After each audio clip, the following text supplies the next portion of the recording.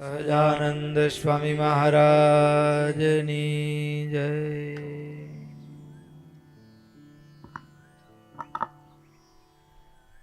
ઈષ્ટદેવ પરમારાધ્ય અનંત કોટી બ્રહ્માંડાધિપતિ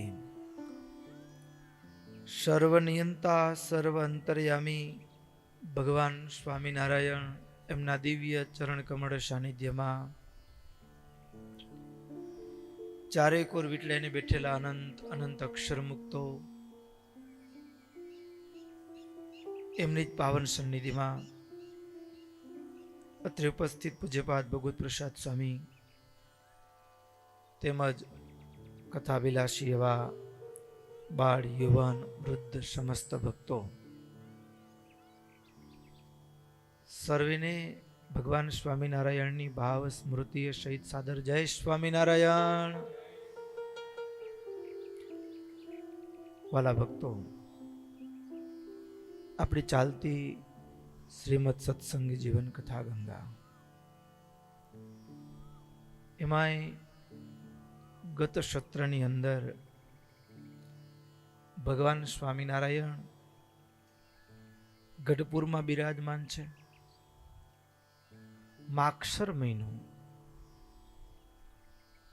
માગસર સુદ છઠ 1877 વર્ષ છે.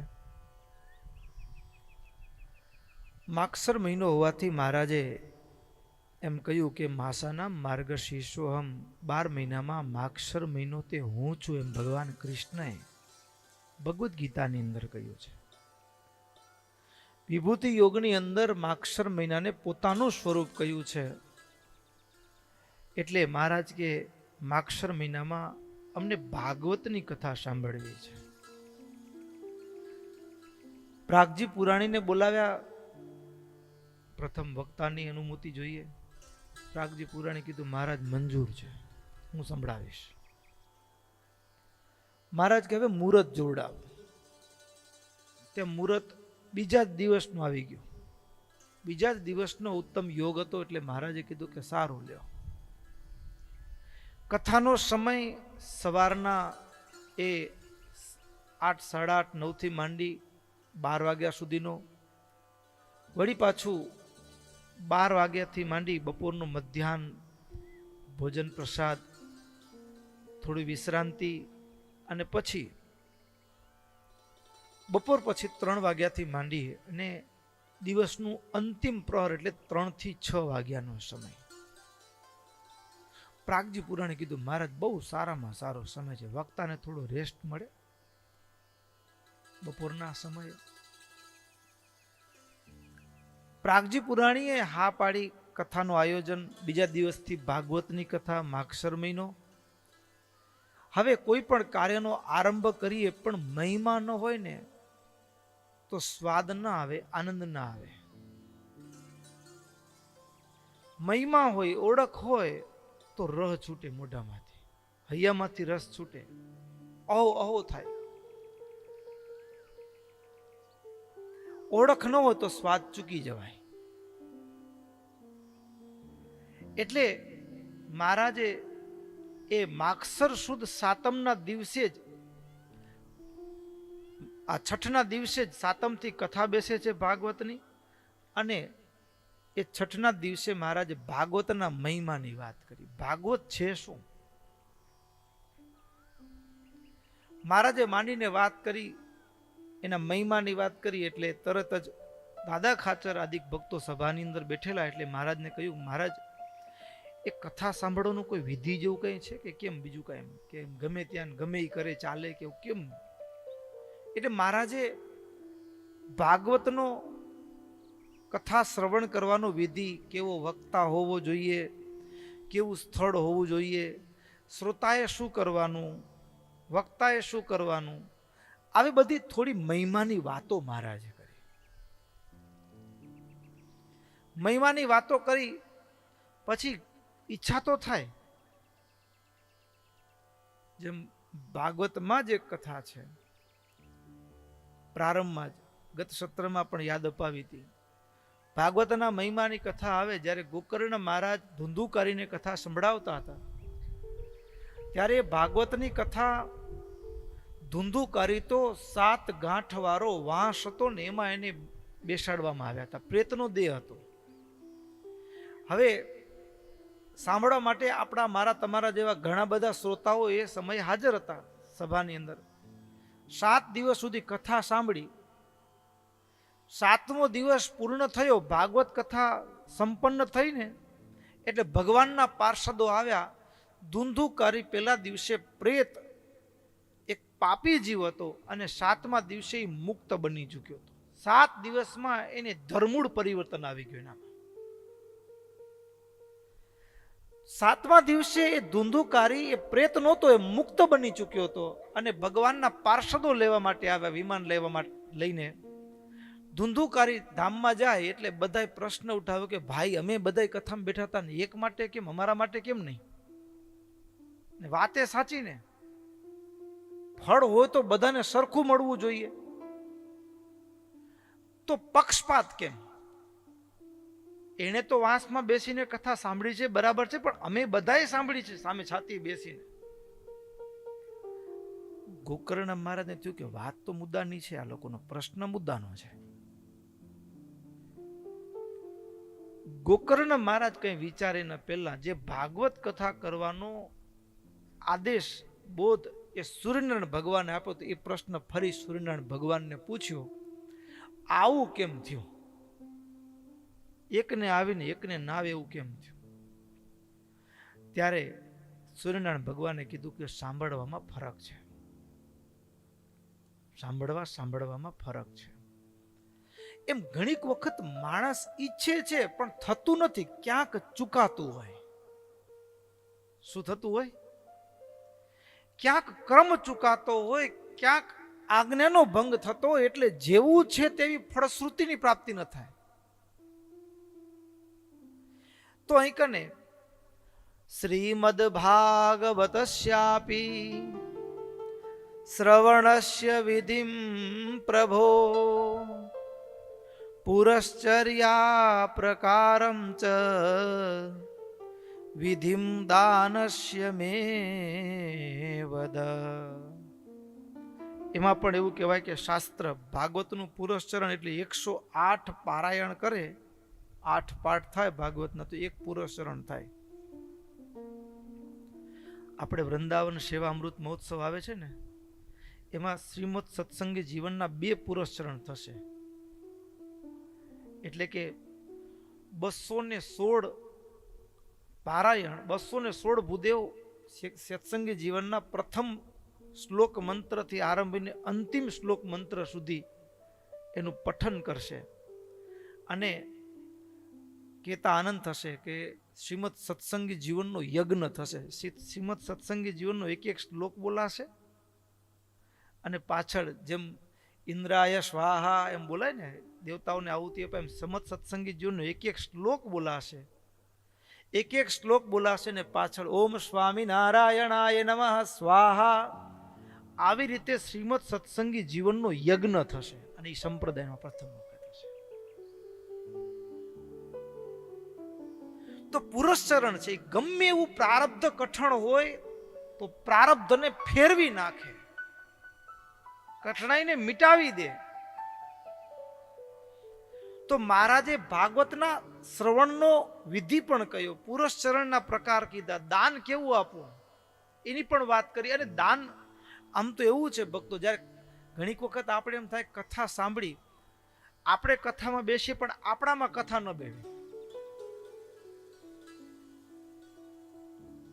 હા, એવું બની જાય ઘણીક વખત. તો એના પાછળનું કેટલાક કારણો હોય. ઘણીક વખત સૌથી મોટું કારણ તો શું, તો કે શ્રોતા હું હોઉં તો ભલે ને તમે હો તો પણ ભલે, જ્યારે આપણે કથા સાંભળવા જઈએ ત્યારે સમર્પણ ભાવ સાથે જવાનું હોય, મુમુક્ષુતાના ભાવ સાથે જવાનું હોય, પૂર્ણ શ્રદ્ધા સાથે જવાનું હોય.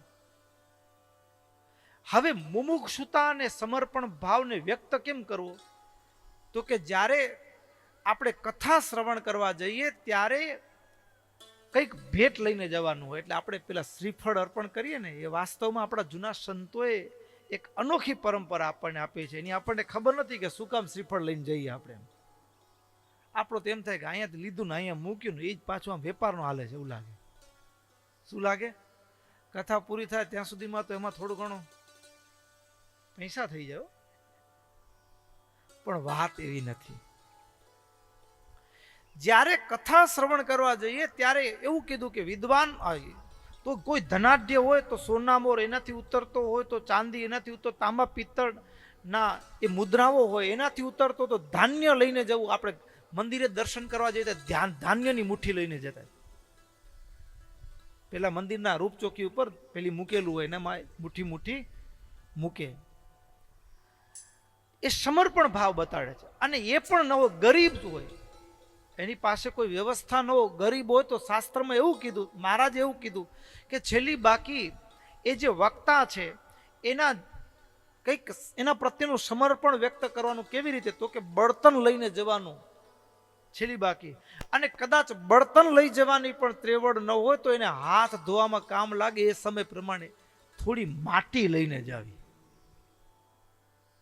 એટલે માટી પણ આપણે એમ લાગે કે આ તો માટી છે, એ કે દાન કહેવાય? પણ માટી પણ વાસણ સાફ કરવા કામ લાગે. તો માટી પણ ચપટી માટી પણ લઈને જવાનું, પણ મુમુક્ષુતા સાથે જવાનું. મુખ્ય ભાવ શું છે? પૂર્ણ મુમુક્ષુતા સાથે, સમર્પણ ભાવ સાથે કથા સાંભળવાની. મહારાજે આ બધી વાતો કરીને અને પછી એમાં પણ હવે ઉત્તમ રાજા એટલે દાદા ખાચરે પૂછ્યું, હે પ્રભુ,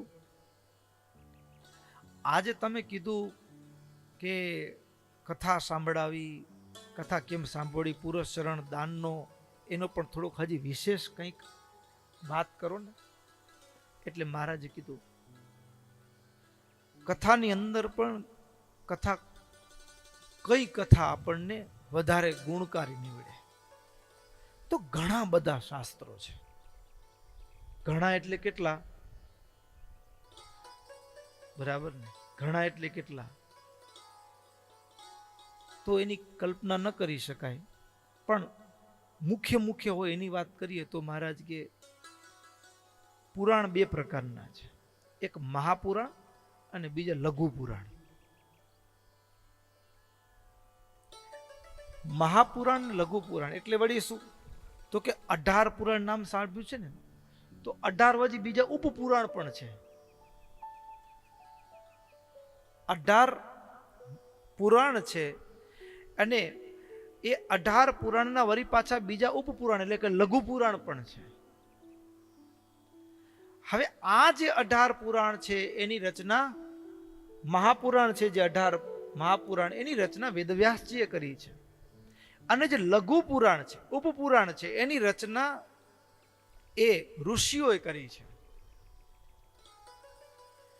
હવે જેમ કે મહાપુરાણો છે જે એમાં નામ તમે કદાચ 18 પુરાણના નામ સાંભળ્યા હશે. આમાંથી તો લગભગ કોઈ ભાગ્ય એવું હોય તો ભલે કે 18 પુરાણ કોઈના ઘરમાં હોય, ઓછું બને. પણ મહારાજ કે છે 18 પુરાણના નામ સંભળાવે છે મહારાજ સભાની અંદર, દાદાના દરબારમાં. બ્રહ્મપુરાણ, પદ્મપુરાણ, વિષ્ણુ પુરાણ, શિવ પુરાણ, શ્રીમદ ભાગવત પુરાણ, માર્કંડેય પુરાણ, અગ્નિ પુરાણ, ભવિષ્ય પુરાણ, લિંગ પુરાણ, બ્રહ્મ વૈવર્ત પુરાણ, વરાહ પુરાણ, સ્કંદ પુરાણ, વામન પુરાણ, કુર્મ પુરાણ, મત્સ્ય પુરાણ, ગરુડ પુરાણ, બ્રહ્માંડ પુરાણ. આ 18 મહાપુરાણ છે. હવે 18 ઉપપુરાણ છે એટલે કે લઘુ પુરાણ. એમાં જે ઋષિએ રચના કર્યો ને એ ઋષિના નામ ઉપરથી એનું નામ આવે. એટલે કે સાનત કુમાર પુરાણ, નાંદ પુરાણ, નારસિંહ પુરાણ, કાપિલ પુરાણ, દૌર્વાસસ પુરાણ, નારદીય પુરાણ, શૈવ ધર્મ પુરાણ, માનવ પુરાણ, બ્રહ્માંડ પુરાણ, ઔશનસ પુરાણ, વારુણ પુરાણ, કાલિક પુરાણ, વાસિષ્ઠ લિંગ પુરાણ, વાસિષ્ઠ પુરાણ, માહેશ્વર પુરાણ, પારાશર પુરાણ, શાંબ અને સૌર. આ 18 ઉપપુરાણ છે. અને એના સિવાય પણ બીજા કેટલાક પુરાણો છે. એ જે ઋષિના હૃદયમાંથી નીકળેલા શાસ્ત્રના રચનાઓ જે છે એ ઋષિના નામ ઉપરથી એને પુરાણ કહેલું છે. જેમ કે મારીચ પુરાણ હોય, ભાર્ગવ પુરાણ હોય, આ બધા ઋષિઓ થયા છે. તો હવે આ બધા આટલા બધા ગ્રંથો છે, શાસ્ત્રો છે, મહાભારત ઇતિહાસ છે, રામાયણ કાવ્ય છે, તો આ બધા પુરાણો, હવે આટલા બધાની કથા, હવે આપણે તો ક્યાં શિક્ષાપત્રી વાંચવામાં ફાંફા થાકી જાય છે. 5 શ્લોક કીધા હોય ને, સવારે ટાઈમ નથી મળતો. 5 શ્લોકમાં હવે ભાગવતના 18,000 શ્લોક છે. હવે બીજા 18 પુરાણ ગણીએ અને એનામાં વળી બીજા 18 ઉપપુરાણ ગણીએ. મહાભારતના 1,00,000 શ્લોક છે. લ્યો, હવે એમાં ક્યાં આપણા વાંચવું સાંભળવું કઈ મેળ પડે એવું છે નથી. તો મહારાજ કહે છે આ બધા જેટલા પુરાણો છે ને, એ બધા પુરાણો, અને આમાં એવું પાછું છે મતિ ભમી જાય. શું કામ? શાસ્ત્રનું રહસ્ય જો હાથમાં ના આવે તો મતિ ડગી જાય. ડગી જાય એટલા માટે કે ભક્તો, જે પુરાણ છે ને, આ પુરાણની અંદર જ્યારે વેદવ્યાસજી શિવ પુરાણ લખતા હોય તો ત્યારે શિવ પુરાણમાં ભગવાન શંકરનો મહિમા એટલી ચરમ કક્ષા એનો પ્રસ્તુત કર્યો હોય કે ભગવાન શિવ એ જ સર્વસ્વ છે, સૃષ્ટિ કરતા હરતા ધરતા બધું શંકર છે. અને એ જ જ્યારે એ વિષ્ણુ પુરાણની રચના કરતા હોય તો ત્યારે એ ભગવાન વિષ્ણુને એ આ બ્રહ્માંડના સર્વ કરતા હરતા ધરતા બધી રીતે ભગવાન વિષ્ણુને જ કયા હોય. હવે આપણે એમ થાય ઘડીક વારમાં એને જ લખ્યું છે વેદવ્યાસજીએ, અહીંયા આમ કીધું, અહીંયા આમ કીધું. હવે કોને સાચું માનવું? કોને સાચું માનવું? માનવ મન મૂંઝાઈ જાય. અરે એ સમજાય ન સમજાય તો એક બાજુ મૂકીએ. નિષ્કુળાનંદ કાવ્ય હાથમાં લઈએ, બરાબર. હવે નિષ્કુળાનંદ કાવ્ય જ્યારે હાથમાં લઈએ અને એમાં એક પછી એક ગ્રંથ નિષ્કુળાનંદ સ્વામીના સ્નેહ ગીતા લખી વાંચીએ તો એમ લાગે સ્વામી કીધું બધું આમાં આવી ગયું, બીજું કઈ જરૂર જ નથી. પછી એ જ નિષ્કુળાનંદ સ્વામી વચન વિધિ લખતા હોય તો ધર્મની પ્રધાનતા લખે કે ભાઈ આ નહીં કરો તો બીજું બધું ફોગટ છે. એ જ નિષ્કુળાનંદ સ્વામી સાર સિદ્ધિ લખે તો વળી એનો મહિમા કીધો હોય. એ જ નિષ્કુળાનંદ સ્વામી હરિબળ ગીતા લખે તો ભગવાનનું બળ રાખવાનું, બસ બધું આવી ગયું. હવે સમજવું કેમ? તો જે શાસ્ત્રમાં જેનું પ્રકરણ હોય ત્યારે એની પૂર્ણપણે મહત્તા કઈ હોય, પૂર્ણપણે મહત્તા કઈ હોય. એટલે ઘણીક વખત જો આપણી પાસે એવી સ્થિર દ્રષ્ટિ ન હોય તો મતિ ભમી જાય. એટલા માટે તો ઘણા કહેતા હોય ને, ઘણાને આપણી સનાતન વૈદિક સંસ્કૃતિ છે ને એના રહસ્યો સમજણ ન પડે એટલે ગોથે ચડી જાય. ગોથે ચડી જાય એટલે કેવું, તો કે આ બધા દેવી દેવતા અલગ અલગ ને આ બધાની પાઠ પૂજા અલગ ને બધા રવાડે ચડાવવાના ધંધા છે. શું લાગે? એક જ રાખવું જોઈએ ને? જો એક જ હોય તો એક જ રાખવું જોઈએ કે નહીં? અને આ પ્રશ્ન મહારાજને પણ સભાની અંદર પૂછેલો છે. એ અન્નકૂટના સમયે જ્યારે મહારાજ ગઢપુરમાં મોટો ઉત્સવ સમયો થયેલો અને ત્યારે સભામાંથી પ્રશ્ન આવ્યો કે જો ભગવાન એક જ હોય, ભગવાન અવતાર ધારણ કરે, હવે અહીંયા કને રાધા કૃષ્ણ હોય, અહીંયા રામચંદ્રજી હોય ને અહીંયા કને નરસિંહ ટેમ્પલ હોય ને, ભગવાન જ્યારે જ્યારે જન્મ ધારણ કરતા એક જ નામ રાખવાનું, ડિસ્ટર્બ ન થાય, એક જ પ્રકારનું રૂપ રાખવાનું, જેના કારણે માનવ આ બધા પૃથ્વી પર મનુષ્ય ડિસ્ટર્બ થઈ જાય છે. નામ બદલાવે, રૂપ બદલાવે, હવે કેમ સમજવું? આવો પ્રશ્ન સભામાંથી થયેલો. તો આ બધી મૂંઝવણોના વચ્ચે મહારાજે કીધું કે આટલા બધા શાસ્ત્રો છે તો શાસ્ત્રોના મધ્ય કોને અતિ પ્રમાણભૂત માનવું? શાસ્ત્રોના મધ્ય શિરોમણી. કેવી રીતે શિરોમણી? તો કે મહારાજ કે નદીઓ ભારત વર્ષની દરેકે દરેક નદીની વિશેષતા છે. દરેકે દરેક નદીની વિશેષતા છે, પણ નદીઓના મધ્ય ગંગા નદી એ શ્રેષ્ઠ છે. પછી એ જ રીતે એ દેવતાઓના મધ્યે ભગવાન વિષ્ણુ શ્રેષ્ઠ છે. તો એ જ રીતે મહારાજ કે છે આ શાસ્ત્રોના પુરાણો, ઉપપુરાણો, વેદો, ઉપનિષદો એના મધ્ય કોઈ શ્રેષ્ઠ હોય તો મહારાજ કે એ ભાગવત છે. નદીનામ તુ યથા ગંગા દેવાનામ અચ્યુતો યથા વૈષ્ણવાનામ યથા શંભુ પુરાણાનામિદમ તથા. હવે આપણે એમ થાય કે મહારાજ સભાની અંદર એમ કહ્યું કે સર્વ શાસ્ત્રોમાં શ્રેષ્ઠ, બધા પુરાણોમાં શ્રેષ્ઠ ભાગવત છે એમ કીધું એટલે વળી એમ થાય કે વેદવ્યાસજી જ લખ્યા છે તો હવે એક શ્રેષ્ઠ ને એક ગૌણ, ગૌણની વાત જ નથી. બધા પોતપોતાના બધાની એક એક આગવી વિશેષતા છે, પણ એમાં કોઈ કોઈ શિરમોળ હોય તો ભાગવત છે. હવે એનું કારણ શું? એનું કારણ શું? તો મહારાજે આખી એક શાસ્ત્રની પરંપરા કીધી. જગતનું સર્જન બ્રહ્માજીએ કર્યું. વિરાટ નારાયણના નાભીમાંથી કમળ અને કમળમાંથી બ્રહ્માજીનું સર્જન થયું ને. બ્રહ્માજીને એમ થયું કે હું ક્યાંથી આવ્યો? કારણ કે ચારે બાજુ ગર્ભોદક જળ હતું. હું ક્યાંથી આવ્યો? એટલે કઈ દેખાયું નહીં એટલે પાછા ઊંડા ઉતર્યા. જ્યાંથી એનો જન્મ થયો નાળમાં દેવતાઓના 100 વર્ષ સુધી ચાલ્યા પણ કઈ છેડો ના આવ્યો. પાછા આવ્યા, અવાજ સંભળાયો, તપ તપ તપ. બ્રહ્માજીએ તપ કર્યું. બ્રહ્માજીએ તપ કર્યું અને તપ કર્યા પછી ભગવાને બ્રહ્માજીને દર્શન આપ્યું. ભગવાને બ્રહ્માના હૃદયમાં જ્ઞાનનો સંચાર કર્યો અને જ્ઞાન એટલે વેદ. તો એ જ્ઞાન એટલે વેદ અને એ જ્ઞાન કાલાંતરે, હવે એ જ્ઞાન એટલે શું? તો કે આખી સૃષ્ટિની બનાવટ જે છે ને, આખી સૃષ્ટિનું સર્જન એ આખું એની અંદર છુપાયેલું છે. મેન્યુફેક્ચરિંગ કી કહી શકાય ને આપણે. આ તમે મશીનરી આવે પછી એસેમ્બલ કેમ કરવાની, તો વળી ભેગું ટૂલ કીટ તો હોય પણ એનો ભેગું કાગળિયો હોય, આખો વિડીયો હોય કે તમે આ પાર્ટને અહીંયા જોડવાનો, પછી અહીંયા ટાઈટ કરવાનું, આ કરવાનું હોય ને.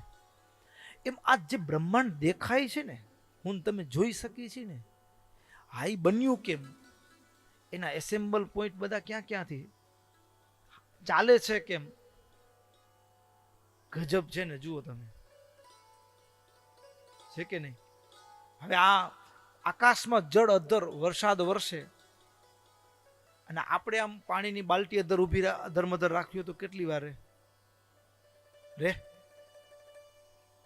પણ કેટલું જળ, અફાટ જળ. અને ક્યારેક તો તમને અનુભવ છે, થકાડી નાખ્યો. હા, એટલું વરસે ને, આમ જુઓ ખેતરમાં પડામાં નજર હોય ને, તમે થાય હે બંધ થાય બંધ થાય. અને ક્યારેક રાહ જોતા કે વર્ષે વર્ષે વર્ષે પણ વર્ષે નહીં. લ્યો, અદ્ભુત આશ્ચર્ય છે ને. વળી વિજ્ઞાન એમ કે બાષ્પીભવન થાય ને, બાષ્પીભવનથી વાદળા બને ને, અહીંયા ઊંચું પાણી રહે ને, બધું એની દ્રષ્ટિ બરાબર હશે. પણ એ ક્યાં રણમાં ક્યાંય હવે પાણીનું ટીપું ન મળે અને ત્યાંય બાષ્પીભવન ક્યાંથી આવે? લે, ત્યાંય સેટિંગ કરે.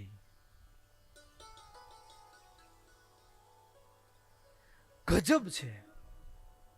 તો આખા બ્રહ્માંડનું જે સર્જન થયું છે, એ સર્જન કેવી રીતે થયું? આ બ્રહ્માંડ છે શું? એનું સંપૂર્ણ અથથી ઇતિ સુધીનું જે જ્ઞાન છે, જેમાં છુપાયેલું છે, એ વેદ છે. આ ઝાડ છે, આપણે તો ઝાડ જ દેખાય છે. આપણે કેટલીક વખત જેમ કે નીચેની ડાળીઓ આપણે કાપીએ છીએ ત્યારે આટલું ઊંચું ચડ્યું તો ઊંચું લાગે છે, પણ આપણને કોઈ માળવા આવે તો આપણે ડરીએ કે ન ડરીએ? ડરીએ. એમ આપણે આ ઝાડ પાસે કુવાડો લઈને જઈએ ને, આ ઝાડ પણ ડરે છે, પણ આપણને દેખાય. ઝાડ પણ ડરે છે લ્યો. એવા મશીનો શોધાયા છે કે કોઈ વૃક્ષ પાસે જાય કુવાડો લઈને, કાપે નહીં પણ કાપવાનો ઈશારો કરે આમ, બરાબર. તો ઝાડ પણ સંકોચાય છે અને એવા પણ પ્રયોગો થયા છે કે વૃક્ષને કાપવાનું નથી પણ રોજ કુવાડો લઈને જાય, એને કાપવાના ઈશારાઓ કરે, ગાળો ભાંડે, આ તે બોલે. આપણે ત્યાં શબ્દની શું અસર થાય? એ તો જડ લાગે છે આપણને, પણ એ ઝાડ સુકાઈ ગયા હોય એવા પ્રસંગો પણ બન્યા છે. સૃષ્ટિ ગજબ આશ્ચર્યથી ભરેલી છે. તો એનો સંપૂર્ણ અથથી પહેલી સેકન્ડથી માંડીને છેલ્લી સેકન્ડ સુધીનું બધું જ નિરૂપણ એ વેદોમાં છે. સકળ રહસ્ય. અને આવા વેદો હવે કાળક્રમે અલ્પ બુદ્ધિ હોય, હવે આપણે તો એ સંસ્કૃતનું કાંઈ સમજણ ન પડતી હોય તો હવે વેદ કેમ સમજાય? અને પેલા વેદ છે ને એ લખાણના રૂપમાં નહોતા, કેવળ શબ્દ રૂપમાં હતા. હવે શબ્દ રૂપમાં હોય એટલે વચ્ચે વચ્ચેથી ભૂલાય, બરાબર. એટલે વચ્ચે વચ્ચેથી ભૂલાય એટલે આ અધ્યાય, ખંડ કે અંશ એ બધું કેવી રીતે આવ્યું? તો કે ભૂલાઈ જતું હતું, આખું મને ભૂલાઈ જતું એટલે વેચી દીધું કે એક અધ્યાય તમે યાદ રાખજો, એક અધ્યાય તમે યાદ રાખજો, એક અધ્યાય તમે યાદ રાખજો, વેચી દીધું. તો વેદની અંદર એને વેદના એક ખંડ, ખંડ એક ખંડ નથી પણ વાસ્તવમાં એક એક ઋષિને બ્રહ્માજીએ આ વેદનો ઉપદેશ એ ઋષિઓને આપ્યો.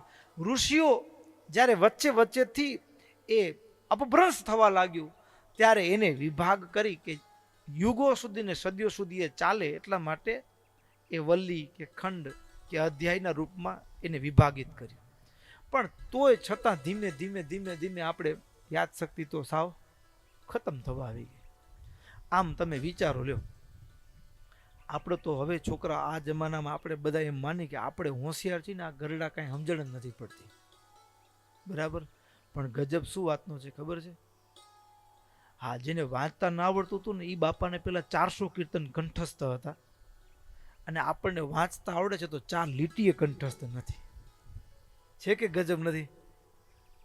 હા, 400 કીર્તન હોય. એક કીર્તનમાં કોઈકમાં 8 પદ હોય, કોઈકમાં 4 પદ હોય, કોઈકમાં 12 પદ પણ હોય.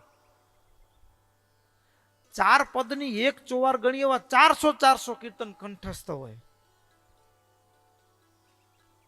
અમે જોયેલા એવા બાપા 200 ને 400 ચોવારું કંઠસ્થ હોય. સાંજે બેસાડો કીર્તન ગાવા તો સવાર સુધી ગાતા હો તો કીર્તન ખૂટે નહીં હો. તો યાદ શક્તિ તો એની ગજબ કહેવાય કે નહીં?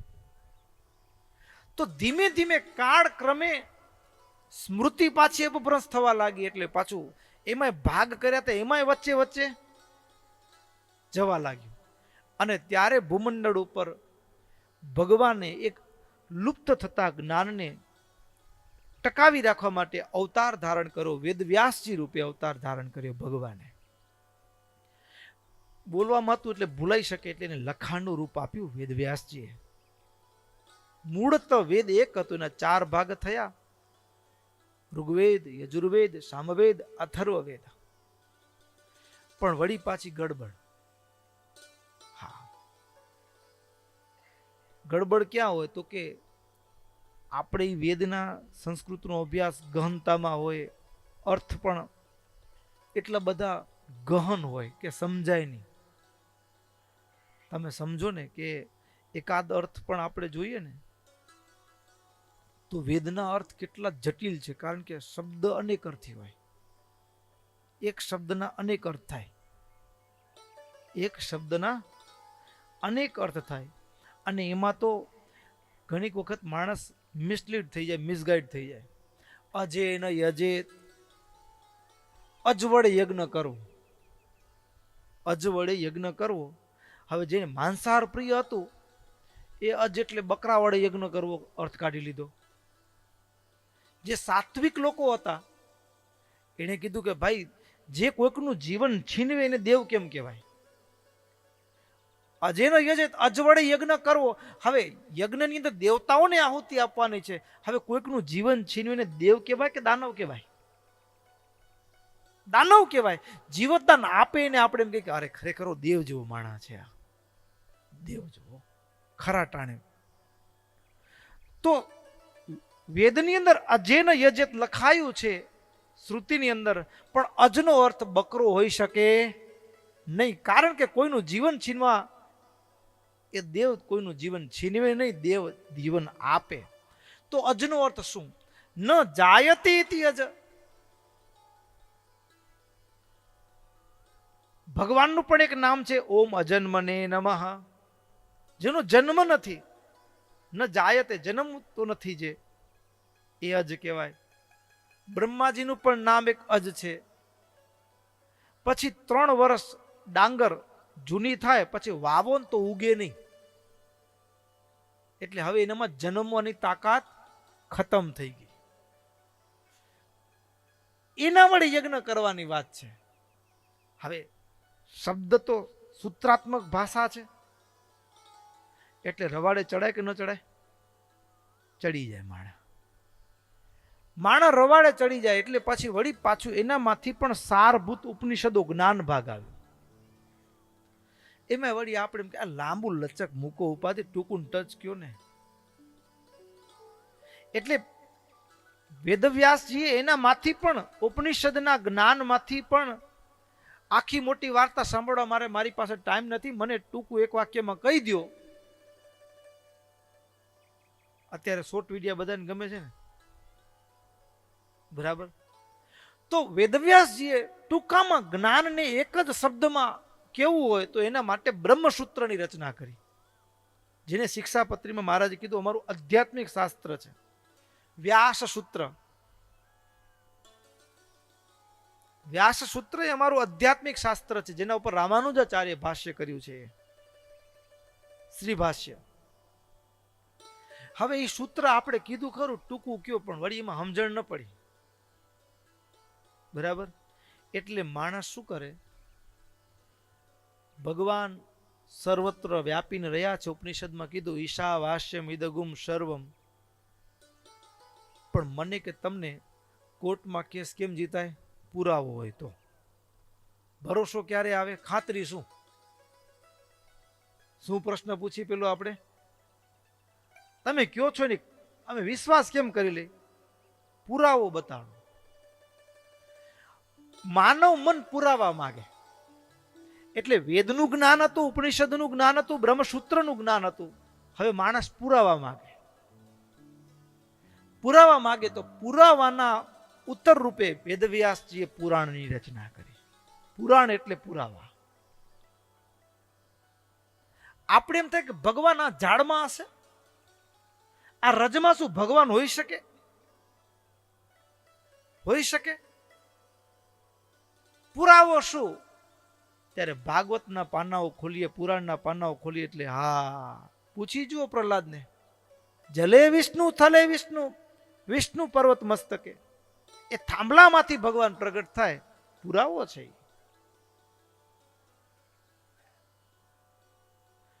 તો પુરાણ એટલે શાસ્ત્રમાં કહેલા જે શબ્દો છે એ શું આચરણમાં હોય તો એવું બને? એમાં લખાયું છે એવું હોય તો એની ખાતરી શું? તો એવા એવા પ્રસંગો, ભક્તોના આખ્યાનો, રાજા મહારાજાઓ એવા એવા ભક્તો થયા, અને નાની અમથી ભૂલ થઈ હોય તો એ કેવો મોટો દંડ મળે. તો જે લખાયું છે એના પુરાવાનો સંકલન સ્વરૂપ એટલે પુરાણ.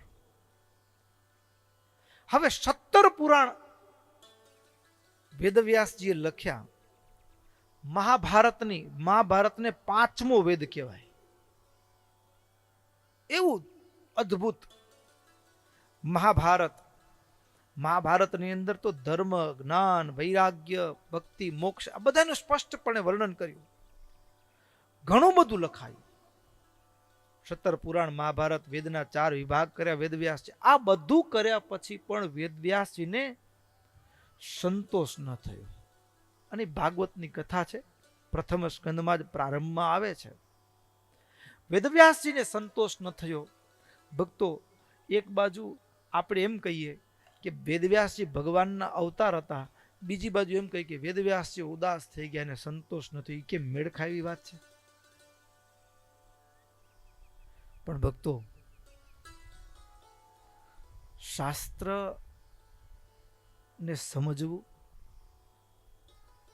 એ એક કળા છે. શાસ્ત્રને સમજવું એ કળા છે. અને એ આપણે એમ માનતા હોઈએ, જેમ મેન તમે તો એવી કથા સાંભળી છે બધાય કે રાવણ સીતાનું હરણ કરી ગયો, ઉપાડીને લઈ ગયા.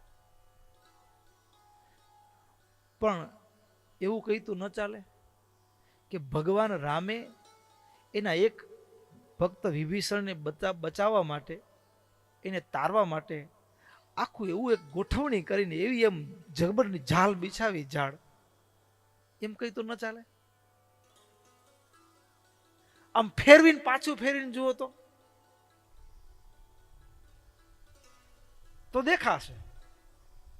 એટલે શાસ્ત્રને સમજવું,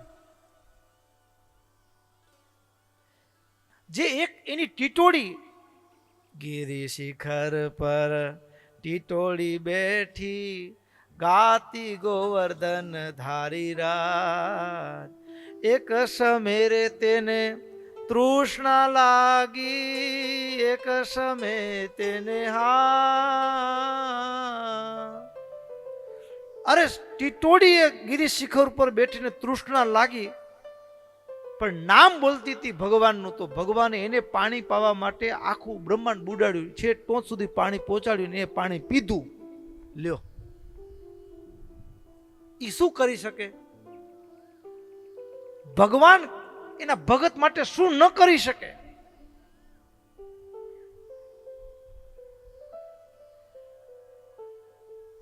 વનવાસ એ કૈકેયીએ નથી માગ્યો, રામે માગ્યો છે.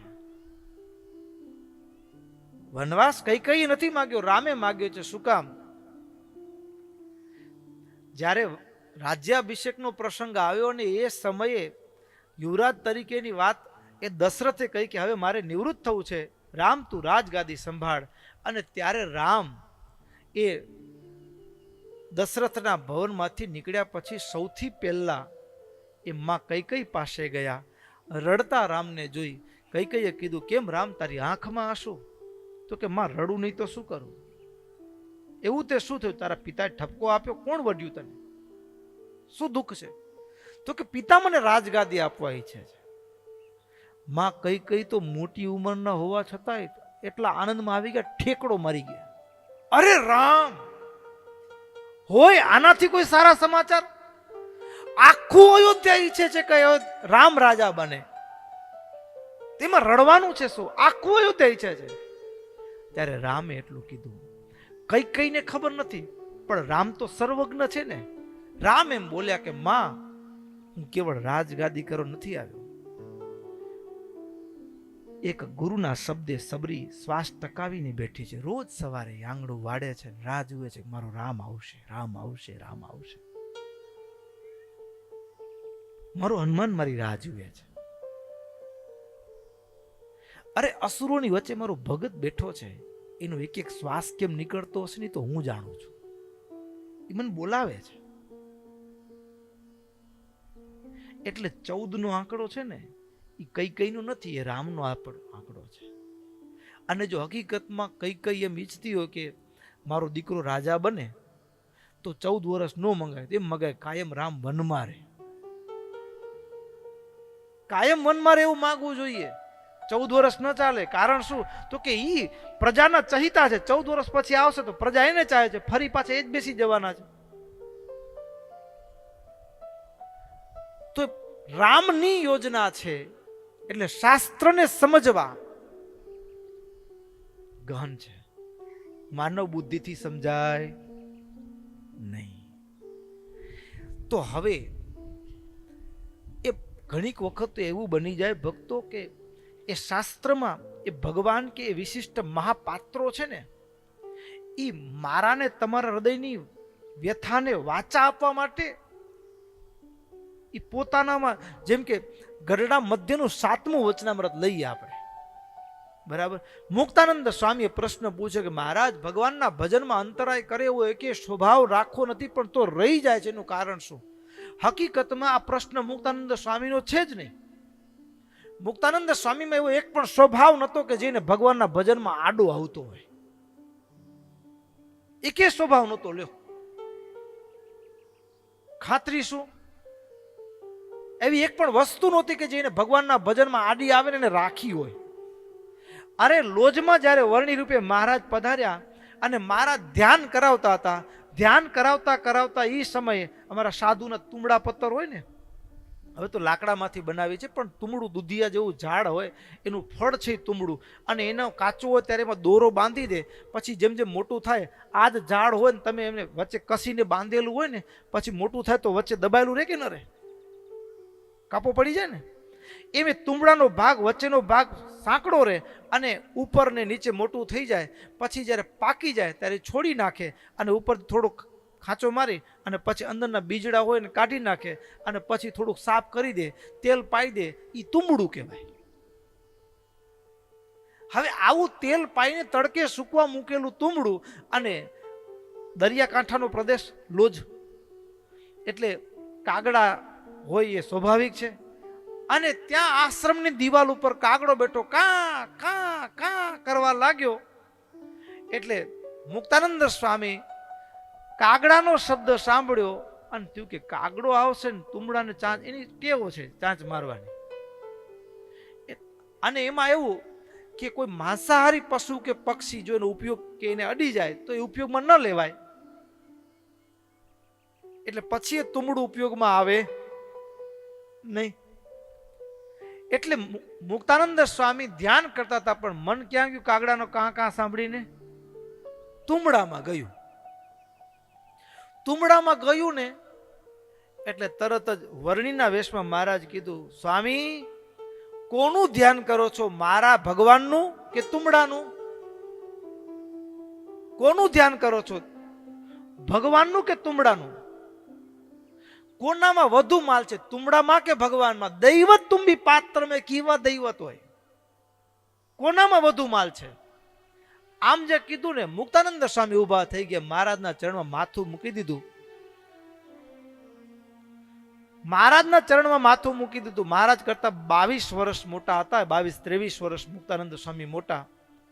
પણ એ આવેલા નાના 17-18 વર્ષની ઉંમરના બ્રહ્મચારીના ચરણમાં માથું મૂકીને કીધું કે સ્વામી, બ્રહ્મચારી મહારાજ, તમે મારા મનને પકડી લીધું, પણ તરત જ વળતો વિચાર કે જે તુમડું મને ભગવાનના ભજનમાં અંતરાય કરતું એ ન જોઈએ. વિસર્જન કરી નાખ્યું તુમડાનું છે. તો પ્રશ્ન મુક્તાનંદ સ્વામીનો છે જ નહીં, પણ એ પ્રશ્ન આપણા બધા વતી મુક્તાનંદ સ્વામીએ કે ભગવાનના ભજનમાં અંતરાય કરે એવો એકે સ્વભાવ રાખવો નથી પણ તોય રહી જાય છે. એનું કારણ શું? આ પ્રશ્ન મુક્તાનંદ સ્વામીનું નથી, પણ મારો છે, આપણા બધાયનો છે. માળા કરી છે, બરાબર, મન રવાડે ચડી જાય. હવે આપણે ચડવા દેવું નથી, પણ ચડી જાય છે કે નહીં? કારણ શું? અહીંયા 10મા વાળા તો નથી કોઈ, વાંચતા હશે એટલે, પણ 10મા ધોરણનો વિદ્યાર્થી હોય ને એ બધાની ઈચ્છા હોય કે હું ટોપર આવું, સ્કૂલમાં, ક્લાસમાં કે યુનિવર્સિટીમાં, આખા બોર્ડમાં. ઈચ્છા છે પણ અવાય છે નથી અવાતો. આળસ રાખવી નથી પણ રહે છે. આ તો સારું છે, ઘઉં પાકવા આવ્યા હોય પછી વહેલું પાણી વારવું પડે, પછી પવન ઉપડી જાય તો બધા સૂઈ જાય, બરાબર. હવે બધા સૂઈ જાય ઘઉં, એટલે હવે વહેલું પાણી વારી લે, પિયત કરી લે તો કામ થાય. હા, સાંજે નક્કી કર્યું કે સવારે વહેલો ઉઠીશ, 3 વાગે 2 વાગે પાણી વાર લઉં, રાતે લાઈટ આવે છે ને પછી દિવસના વારીશ તો પવન ઉપડી જાય છે. પછી તો ઉપર ધાન લાગી ગયું એટલે પછી તો પવનના ઝપાટે સૂઈ જાય. હવે એની 1 કલાકની આળસ કેટલામાં પડે? સવારે ઉઠાય નહીં.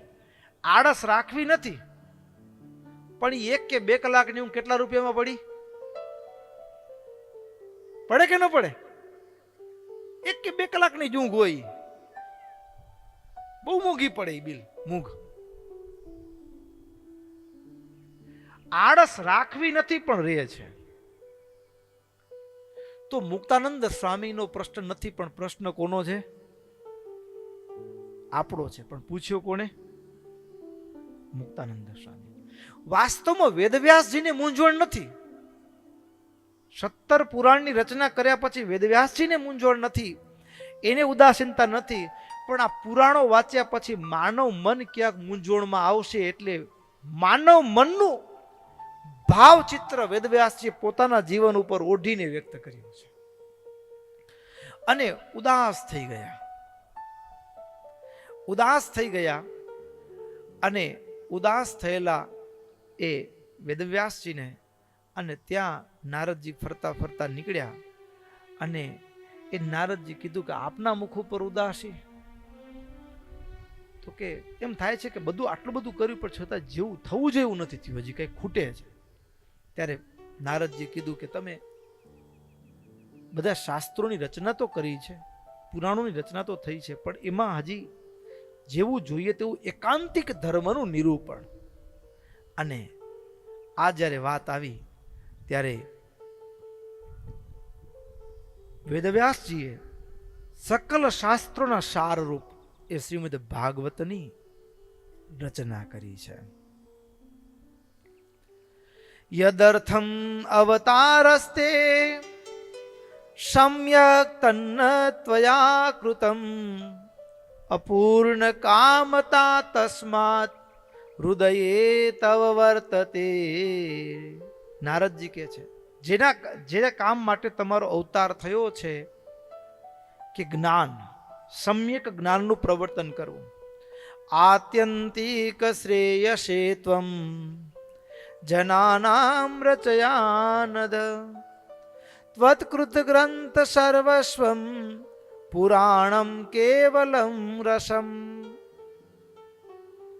હવે તમે પુરાણોની રચના કરી છે, પણ એનામાંથી માનવ મન ગૂંચવાઈ ન જાય એના માટે સરળ સીધો મોક્ષનો રસ્તો. અહીંયાથી જાજો, પેલી બજાર આવે ત્યાં થોડા રાઈટ વળજો, વળી આગળ ચાલશો 4 બજાર મૂકશો એટલે વળી એક શેરી આવશે, એમાં જમણે જજો, ત્યાં જશો, વળી વચ્ચે 3 શેરી મૂકી દેજો, વળી આગળ ટર્ન આવશે. હવે આમ કીધું તો કેટલું યાદ રહે આપણને? યાદ રહે કઈ? આપણે એમ કહે ફરી ગયો તા કેટલી વખત ફરી ફરી પૂછું? 4, 3, 2 હવે 7 શેરી મૂકીને પછી ચોવાટો આવશે ત્યાં વળી જજો. હવે ત્યાં તો વચ્ચે બીજે 7 શેરીમાં ચોવાટા આવ્યા હોય, કયા ચોવાટામાં વળવું? મૂંઝવણ થાય. એટલે બધું એકી જગ્યાએ એક સાથે, ભાઈ તમે કશું જ નથી કરવું, આ સીધે રસ્તે ચાલ્યા જાઓ, છેલ્લે તમે પહોંચી જાશો. આટલું કીધું હતો, હાશ, કઈ યાદ રાખવું પડે? કાંઈ ન રાખવું પડે. એટલા માટે કીધું શ્રીમદ ભાગવતમ નામ પુરાણમ રચયાધુના તેન નિશ્રેયસમ નૃણામ ત્વત સંતોષશ્ચ સેત્સ્યતિ. એટલે ભગવાન નારાયણના ચરિત્રોનું નિરૂપણ હોય, એકાંતિક ધર્મનું જેમાં નિરૂપણ હોય, સમસ્ત શાસ્ત્રોના સારરૂપ એ ભાગવત શાસ્ત્રની રચના કરો, એનાથી તમારા અંતરમાં શાંતિ થશે. આટલું જે કહ્યું અને પછી એ શ્રીમદ ભાગવત પુરાણની રચના એ વેદવ્યાસજીએ કરી છે. એટલે સમસ્ત શાસ્ત્રોના સાર રૂપ છે એ ભાગવત શાસ્ત્ર. મહારાજ એવો મહિમા કીધો ને આપણે એમ થાય કે હવે તો બસ સાંભળી જ લેવું છે, એવી આગળના દિવસે. અને કથાની વાત એવી છે, હા, હમણાં છેલ્લા ઘણા વખત આ વાત આવી છે. આમ જુઓ તમે, જે કામ કથાથી થાય ને, આમ યાત્રા કરવી ગૌણ નથી, પણ કોઈ માણા એવો જોયો કે ગંગામાં ડૂબકી મારી એટલે એના સ્વભાવ ખરી ગયા. બધા સ્વભાવ તો ભેગા જ હોય. એટલે હવે કોઈકને હળી કરવાનો સ્વભાવ હોય, બરાબર, કોઈકને નડવાનો સ્વભાવ હોય, ઘણાને એવા સ્વભાવ હોય. હવે તીર્થયાત્રા કરીને આવે પણ અહીંયા આવી નડતો જ હોય પાછો, બરાબર ને? એટલે તીર્થયાત્રા કરવાથી સ્વભાવ નથી ટળતા.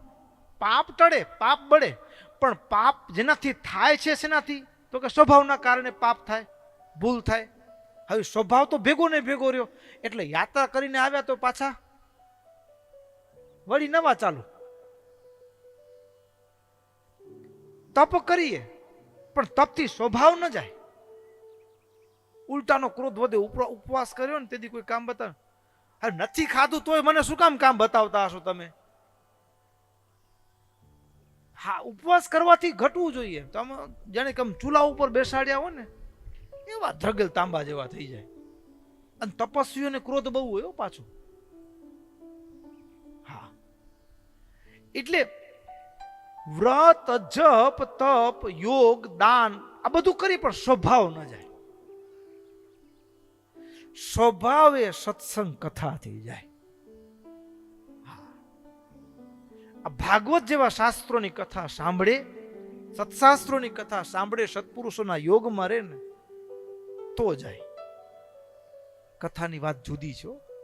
હા, અહીંયા યાત્રા કરવા જઈએ ને એ બરાબર છે, પણ અહીંયા કથામાં જેવું મન ચોખ્ખું થાય એ વાત અલગ છે, કારણ કે સ્વભાવ ઓળખાય. અને એટલા માટે વિહારીલાલજી મહારાજે કળશમાં કથાના મહિમાની એક અદ્ભુત પંક્તિઓ કે કથાથી શું થાય એની અદ્ભુત મહિમાની વાત કરી છે. સાંભળીએ શબ્દોને. કથા સુણે તે કહી આદિ ભક્તિ રે, તેથી બધે છે નવદાની વિકતિ રે. કથા સુણે તે કહી આદિ ભક્તિ રે, તેથી વધે છે નવદાની વિકતિ રે. હતા જેનો જે જગમાં કુકર્મી રે, હતા જનો જે જગમાં કુકર્મી રે. કથા સુણ્યાથી જ થયા સુધર્મી રે, કથા સુણ્યાથી જ થયા સુધર્મી રે. શરીરનો મેલ જે જળજાય રે, કથા સુણ્યાથી મન શુદ્ધ થાય રે.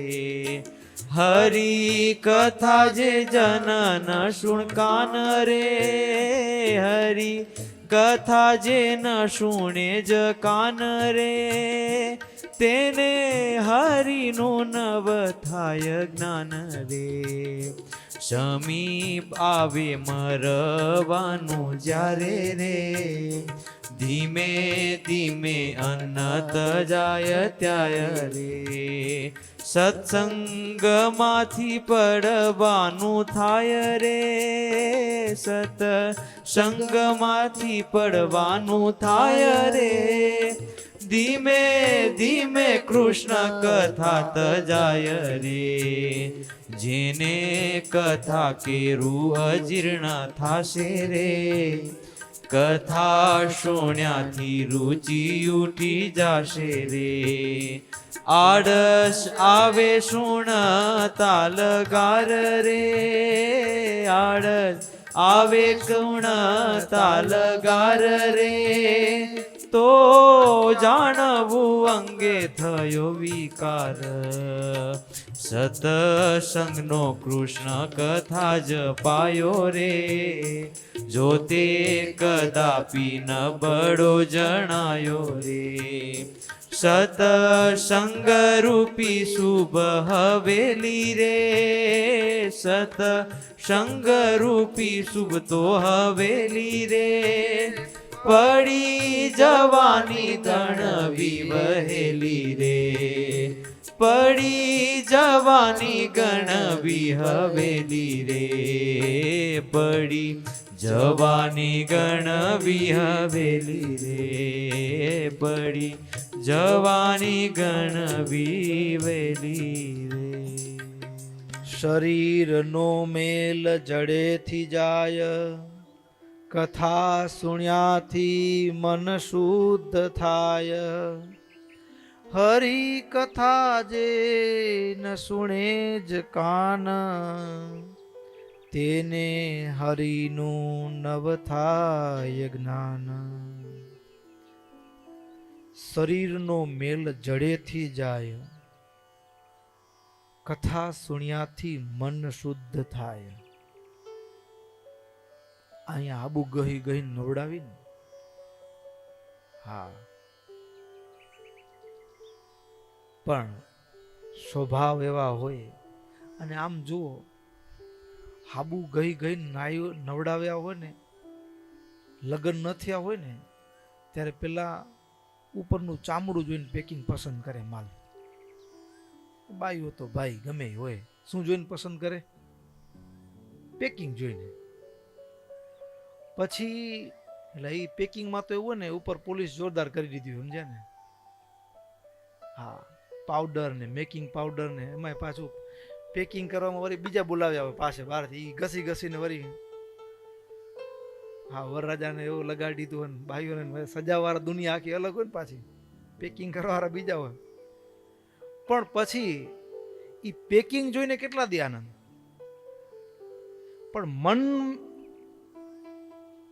પછી ઘરે આવે ત્યારે પેકિંગ કામ ના આવે. પછી તો અંદર ક્વોલિટી કેવી છે.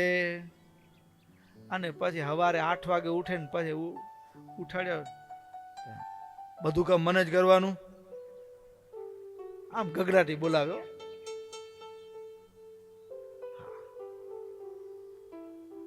સ્વભાવ,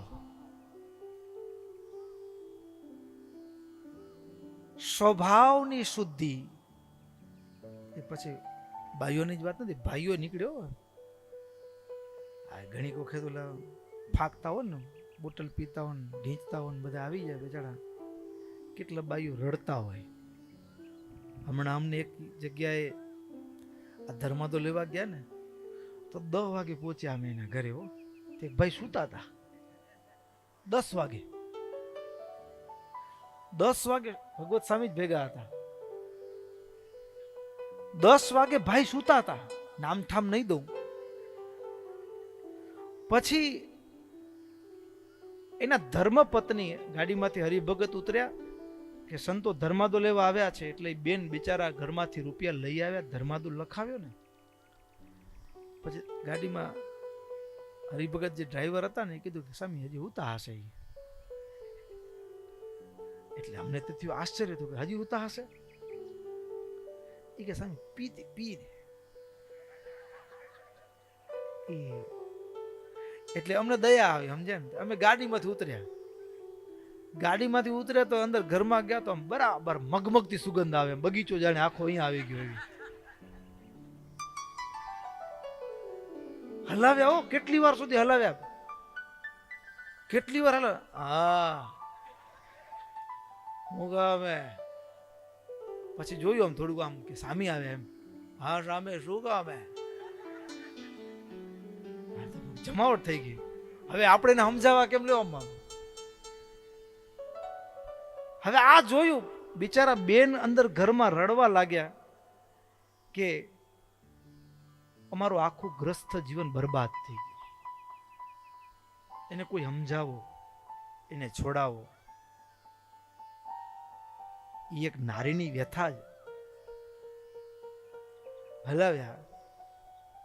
મારું માથું દુખેરું એટલે હું તો એને શું કહેવાનું લ્યો. આ તો ઉના જેવું છે, સમજે ને? એક જણો બહુ પી ગયો તો આ બધું ફરતું એવું લાગે. આમ આ બધું ફરતું એવું લાગે. અને એમાં એક વોટર સપ્લાય વાળા ભાઈ હશે, એની ડ્યુટી એટલે વ્હીલવાલ ખોલવા માટે આમ ફેરવતા હશે. તો ઓલો દારૂડી પહોંચી ગયો કે હા મને ખબર પડી, તું જ ફેરવે છે આ બધું. હા, તું જ ફેરવે છે બધું. ઓલાને ખીચ ચડી તો ફેરવીને એક દીધે ને તો ઉતરી ગયો. એ કે હા હવે ઊભું રહી ગયું, હવે ઊભું રહી ગયું. એટલે વાત એ છે, સ્વભાવ અને મનની શુદ્ધિ. સ્વભાવ અને મનની શુદ્ધિ છે ને, એ ન હોય તો શાંતિ ન હોય. અને કથાથી થાય, સત્સંગથી થાય. અને ભક્તો